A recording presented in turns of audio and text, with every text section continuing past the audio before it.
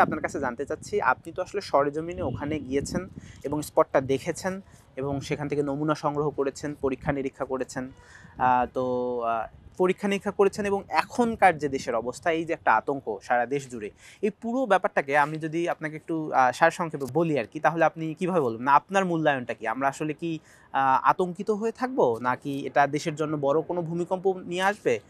নাকি আসলে ভয়ের আসলে আমাদের কিছুই নেই? ৫.৭ মাত্রার যে ভূমিকম্প যেটা মাধবদীতে হয়েছে বা নরসিংদীতে হয়েছে, ওইটা সরেজমিনে পরিদর্শন করতে আমি গিয়েছিলাম এবং ওইখানের যে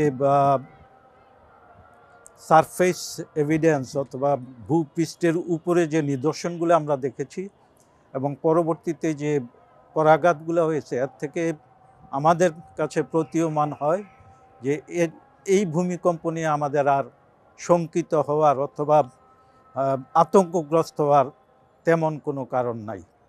এখন আমাদের যেটা প্রস্তুতি নিতে হবে সেটা হলো যে এর চেয়ে বড় আকারের ভূমিকম্প এইখান থেকে না হলেও মেইন যে বাউন্ডারি আছে ওইখান থেকে হতে পারে এবং তার জন্য প্রস্তুতি দরকার। এবং এটা যান্ত্রিক প্রস্তুতি প্লাস মানুষকে সচেতন করা, বিশেষ করে স্কুলে, কলেজে, ইউনিভার্সিটি লেভেলে যদি কোনো ভূমিকম্প হয় তাৎক্ষণিকভাবে কীভাবে নিজেকে রক্ষা করা সেই ব্যাপারে প্রয়োজনীয় ব্যবস্থা নেওয়া দরকার।